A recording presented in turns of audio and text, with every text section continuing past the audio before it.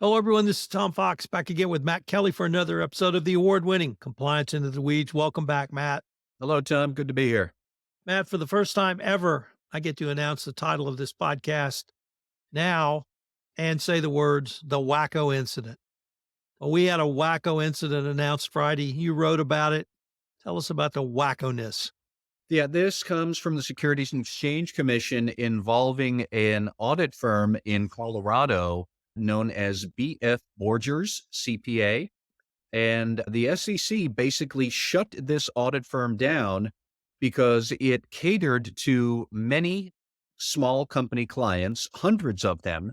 And apparently, the sole owner and engagement partner at this audit firm by the name of Benjamin F. Borgers, is accused of just fabricating all of these audit reports that he was signing off on for hundreds of clients that then went to the SEC.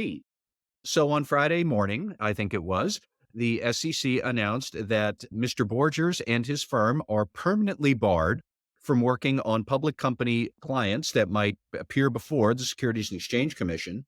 All of the all of the SEC filings that either include an audit opinion from Mr. Borgers or that he reviewed allegedly, these are all now invalid and open to question because according to the SEC, he just made it up. And he told his staff, take the old audit papers from previous work, put the new dates on the top, and then pass that off as our audit work, and then sign off on everything. So he was doing no quality reviews. He was not doing any of the usual work that one would expect. At the same time, he was churning out hundreds and hundreds of reports. The SEC estimates there are now 1,500 regulatory filings that are tainted. And all of this is relatively recent from January 2021 through June 2023. So these at least 350 companies that had been clients of Mr. Borgers now have to find new auditors. And to make this just even more oddball and newsworthy, the most notable client of BF Borgers was none other than Truth Social, Donald Trump's newly public business venture that promptly had to, as soon as they went public, and they've already had all sorts of issues about their own operations. Now here their audit firm is accused of fraud and they had to dump the audit firm and go and find a new one. So it is a big mess. So, Matt, several different things struck me when I initially read your blog post and now listen to you sort of go through that recitation. The copying of audit papers struck me as a strategy used by Bernie Madoff. He would recopy and recopy his reports that he sent out to his clients and customers. But more than just Bernie Madoff, my thought was everybody in the organization had to know what he was doing. How do those people, even if they can live with themselves, how can they still practice accounting or be in any financial related industries? And why didn't somebody run to the SEC or appropriate authority, the PCAOB, years ago? Well, okay, so we don't necessarily know that they didn't run. One thing I am unclear on based on the SEC settlement order is how this incident, this behavior came to the Securities and Exchange Commission's attention in the first place. If we want to do a little bit of inside baseball with the corporate accounting world, it is interesting to note that when there is, I'll say, run-of-the-mill misconduct, the PCAOB, as the audit industry regulator, they take care of it. When it's the really amazing jaw-dropping stuff and the sexy headline stuff, then the SEC steps in and says, no, we are going to have this enforcement action because they ultimately are the PCAOB's overlord and boss, for lack of a better word. The SEC approves the PCAOB's doings and rules and enforcement. So we don't know how this came to anybody's attention. It's fair to say that this firm, like there was a lot that didn't pass the smell test with this Borgers firm once you actually look at it, which I don't know that anybody did until this got across the news screens on Friday morning. But he had 350 public company clients, and he was the sole audit partner at this firm. So there was nobody else even allowed to sign these statements and audit opinions and whatnot. because he was the only engagement partner there. That alone is weird. That is a red flag. You would typically expect, if you had 350 public company clients, and these are all fairly small clients. The biggest one had, I think, 170 million in revenue. Now that's not entirely insignificant, but it's a small company and they only went smaller from there. But still, you would expect to have multiple audit partners able to sign engagement letters, audit firm opinions, review the 10Q, review the 10K, things like that, handle registration statements. At this firm, Mr. Borgers did it all. And at one point, according to one news report I saw, he at the PCAOB does track how many audit partners are signing off on which audit engagements and which reviews. He was the busiest audit partner in the entire United States. And that just didn't make any sense. That's not possible, especially for such a small shop that is handling public company issues. And even small public companies, they have reduced disclosure burdens, but it is a complex thing to review and sign off on an audit of any public company. So either the man was working 24/7, which clearly he was not, or he was just directing staff to rubber stamp all of this, which is exactly what the SEC says in its complaint. We should note, for the record, that Mr. Borgers neither confirms nor denies the allegations in the SEC complaint, but he did agree to settle this by paying a $12 million fine for the Borgers firm. Mr. Borgers personally is paying a $2 million fine, and neither one of them are ever going to be handling public company accounting in front of the SEC again. The SEC dismissed them as an audit mill, just churning out this stuff, one client after another, couldn't be bothered twice to look at it and see if what they were doing was good, which apparently it was not. Matt, let's take a look at the companies now. Could you walk us through what a public company, albeit a small public company, has to do now if they were using Borgers as their auditing firm? Yeah, so this is going to be a big problem for companies that were Borgers clients. So right away, they've lost their audit firm. Borgers is not allowed to appear in front of the SEC on any business. That means that it cannot sign any audit opinions, even if you pay them for it. The SEC isn't going to consider any of that valid. So right away, as in this week, the companies must announce in an 8K disclosure that they no longer have an audit firm. They must then forthwith find a new audit firm, some of which is easier for some companies than others. So Trump Media and Technology Group, which is the official name for Trump, for what is it, Truth Social. Yeah, they've already found an audit firm. Now they are the highest profile of Mr. Borger's clients, but everybody else, all 349 other of his clients, they're all going to have to find new audit firms. They may need to file non-timely disclosures, that is an NT filing, to basically tell investors we're going to be late with our quarterly statements, our registrations, or something. And it gets to be a bit of a pickle for these companies because when you file an NT statement to say we're going to be late with our filings, you must disclose, number one, why are you going to be late? Well, the SEC shut down our audit firm. Okay, that's fair that you're going to be late. But then number two, you have to disclose whether you expect to have significant changes in your operations, in your statement of operations, when you do finally get around to filing these statements. Well, now they don't know what to say about that because they have no idea what their previous periods are because these things were audited by Borgers, but it was just a rubber stamp exercise. So they're going to have to go and re-audit all of their filings that were tainted by Mr. Borgers in the past. And until they do that, they can't tell investors whether we're going to have to restate financials. We're going to have nothing wrong at all. We're going to have small deviations and corrections here or there. They can't fulfill the second prong of this right now because they have no idea how bad their books might have been according to an audit because the auditor they had hired to look at it wasn't doing his job. It is a mind-bending thing that you really can't get over. I haven't seen anything like this ever.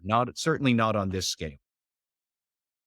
Matt, I specifically limited that question to U.S. public companies because there's an entire other set of obligations every business has in things like loan agreements, in things like lease agreements, sometimes in partnership agreements or other business to business contracts, which require the maintenance of audited financial statements with those who feel like they have to have the need for that visibility. How do you begin to think through dealing with a bank, to dealing with a landlord, to dealing with a business partner who may want to terminate a relationship because you cannot now put forward a audited financial statement? That is an excellent point. And I think the immediate step for a lot of CFOs in that position might be either Excedrin or whiskey, because this is an enormous headache. We should note that for any of these smaller companies that need to find a new auditor, that is not necessarily easy. There are a lot of smaller audit firms which historically would deal with smaller public companies that no longer want to do the business of auditing small public companies. This is expensive. It is complicated. Finding the right audit staff, if you're a smaller public company, is not easy to do. We do not have enough CPAs. And listeners, if you have high school kids wondering what to do with their lives, tell them to become a CPA. I get it that the training for it sucks, but if you have a knack for it, we're going to need more of them in the future. And this is why. Now, even if you are a smaller private company, maybe you could have a better time finding a replacement auditor on short notice, because there are small audit firms that like dealing with small private businesses. Nonetheless, if you are looking at selling your private business to a bigger corporate partner of some kind or doing a merger, I don't know what, but getting audited financials is not an unreasonable requirement from a buyer, from a bank, from a lender of some kind. All of this is now in jeopardy. And the interesting quirk here, Tom, is that some people brought up the comparison to Arthur Andersen, which was one of the big five audit firms in the early 2000s, which was shut down by the Securities and Exchange Commission, a very similar sort of death penalty for an audit firm, because Arthur Andersen was implicated in the Enron accounting scandal back in 2002. But at least then, if you were an Andersen client who suddenly couldn't use Andersen, you were still very confident that most of your audit work was going to be reliable. Like the Houston office for Arthur Andersen was a mess because it was engaged directly with the Enron fraud, but the rest of Arthur Andersen was not. And so most clients of Andersen, when they suffered this death penalty, like they could be fairly certain, I'm going to find a better way out of this fairly soon. That is not the case here with this Borgers incident, because this was a one-man firm. And now the entire firm of one has proven that all of its audit work for all of its public companies seems to be bogus. And so you have no idea if your audits that you've been dealing with Borgers for the last 2 or 3 years, you've got no idea whether that's reliable or not. And you are going to have to scramble and redo all the work. So it is a pain in the asset, if I can use that pun, which is a good one. So I'm going to. Yeah, I don't know what else to say about it. It's astonishing. Matt, let me turn to what I'm going to call a red flag. And it's one of the facts you raised in your blog post, or a couple of different facts. And then you cited, of course, in our discussion today. But according to your blog post, there were 1,500 regulatory filings for the Borgers firm reviewed by the SEC from January 2021 to June 2023. And as you quote, the crew over at Calcbench found that 1,625 companies named Borger as their audit firm in 2022. The red flag that intrigues me was that the common denominator was was Borgers himself handle all of those. Shouldn't that have raised red flags, if not 2 years out, 1 year, even 6 months out to a regulator? Well, I think first, just a point of clarification. The SEC was the one that flagged a total of, I think, 1,625 disclosures tainted by the Borgers name. either to the SEC or on the over-the-counter market. CalcBench came up with a list of, I think it was 120 odd companies that listed Borgers last year, but some might have been using him in 2022, and Trump's Truth Social and others might have used him in 2023, and we don't have full visibility into the total number. The SEC came up with the 350 public company clients, leading to, I think, a 1,625 tainted disclosures. But I think one interesting point here that several audit professionals brought up to me almost immediately over the weekend was, where were the audit committees of these companies? Because they are the ones who should have been in charge of reviewing and selecting the audit firm and reviewing that audit firm's work and deciding that this is the audit firm we're going to use. Now, you are right that if the audit firm you're using has an engagement partner of one, and you could very easily find out that this audit firm has hundreds of clients. Like, you can look that up on the PCAOB database. You can look it up through CalcBench and other financial data warehouses out there. But an audit committee doing its homework would have been able to figure out, our audit firm has one partner who has 350 public company clients. Are we really sure that is appropriate? Because, spoiler, it is not. That is a red flag that should be visible from the moon. And yet, these companies did roll along and keep using Borgers. So one question that I have is whether any investors in these companies might then sue the board of directors in some sort of derivative litigation.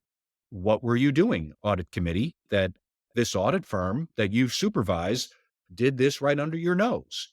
How did you not see that they were just rubber stamping and recycling old audit work papers? I also wonder if perhaps the Justice Department might pursue criminal charges against some parties here, whether it was the company itself or Mr. Borgers personally. I have no idea. Last time I checked the Borgers website, he had no comment on that, and I checked last night, so I don't know what other regulators might be interested here. I do wonder whether the companies might sue Mr. Borger and his firm for failure. There's lawsuits going to be flying left and right here. The potential for ongoing litigation is enormous. And who knows where this is all going to go. WACKO. Just WACKO. Yeah. Well, actually, I think we've articulated a fair number of lessons for the compliance committee, and board oversight may be right at the top of the list, Matt. Well, one last point, Tom, I will say is this does point to, I think, a deeper structural problem for the smaller public company environment. It is not easy to be a smaller public company under the best of circumstances. And now there are audit firms that typically would have catered to you. They're not having a good time either. So as they retreat, then your options to find a competent audit firm that A, you can afford, and B, will take you on as a public company client, that is not easy these days. And I don't know what the obvious solution to that would be.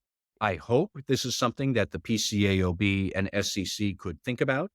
By coincidence, just today, the SEC is having a meeting of its Small Business Capital Formation Committee. Talking about audit firms and audit firm availability was not on the agenda. I don't know if Borgers came up in casual conversation, but it is an ongoing problem. And small public companies do have a right to be public if that's what they want to do.